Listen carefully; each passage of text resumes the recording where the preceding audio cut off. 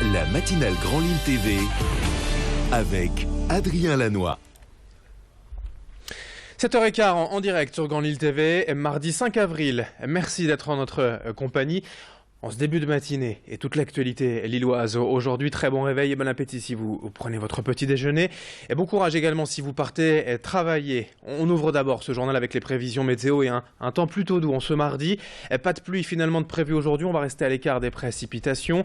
Pas mal de nuages tout de même, mais aussi de belles éclaircies. Les températures en baisse, mais on aura encore 14 ou 15 degrés cet après-midi. On en reparle juste après le journal. Et d'abord, quelques images dans l'actualité de cet impressionnant incendie hier à Lille. En fin de matinée, vers 11h30, le feu s'est déclaré rue des Stations, au rez-de-chaussée d'un logement. Les flammes se sont rapidement propagées à tout le bâtiment et si la plupart des occupants ont pu être évacués par les pompiers et d'autres ont dû sauter par les fenêtres, heureusement sans dommage. Il n'y a d'ailleurs pas eu de blessés graves, tout juste quelques intoxications dues aux fumées. Le bilan aurait été bien plus dramatique en pleine nuit. Hier, une trentaine de pompiers ont donc lutté durant plus d'1 heure pour maîtriser ce feu. Reste aujourd'hui à déterminer les causes de l'incendie, peut-être dû à un court-circuit électrique. Autre information, ce matin à la une, la colère des transporteurs belges face à la mise en place d'une écotaxe poids lourd chez eux depuis le 1er avril. Une action en surprise hier matin qui a notamment paralysé toute la journée l'autoroute A27 entre Tournai et Lille. Des centaines d'automobilistes se sont ainsi retrouvés bloqués à l'arrêt durant de longues minutes sur l'autoroute sans aucune information. Et le mouvement se poursuit ce matin. Attention donc sur l'A27 vers Tournai, c'est un axe à absolument éviter. Et de nouveau aujourd'hui, les autorités conseillent d'ailleurs directement de contourner vers l'A22 pour rejoindre Tournai. L'A27 de nouveau bloquée par les poids lourds ce matin à la frontière à Bézieux. L'actualité également, attention aux recrudescences des arnaques immobilières ces derniers temps. La direction départementale de la protection des populations du Nord indique une hausse générale des plaintes dans la région depuis quelques mois. Ces arnaques se font lorsque les biens s'échangent de particulier à particulier sur Internet. Des sociétés contactent les vendeurs pour leur promettre une vente rapide. Et en se montrant en pressant, ils parviennent à séduire les propriétaires qui payent via carte bancaire pour un service qui n'existe pas. Xavier Sillier est donc allé se renseigner auprès de cette spécialiste qui ne veut pas stigmatiser le démarchage par téléphone, mais prévenir en insistant sur les précautions à prendre.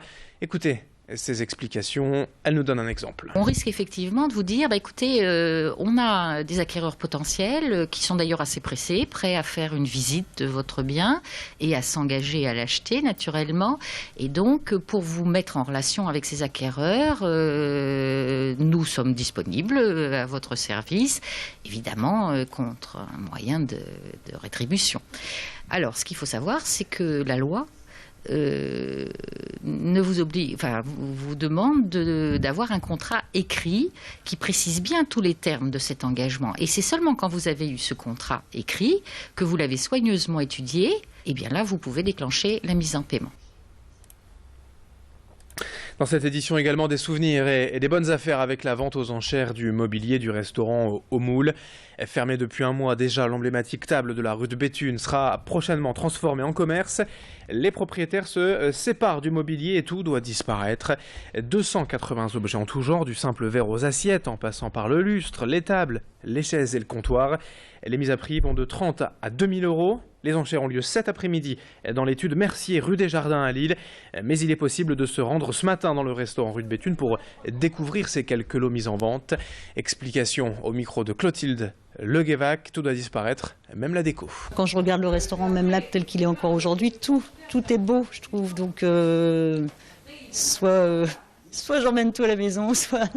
Donc, chaque objet, en plus, c'est des objets qui ont été choisis, qui ont été pensés, l'emplacement, enfin...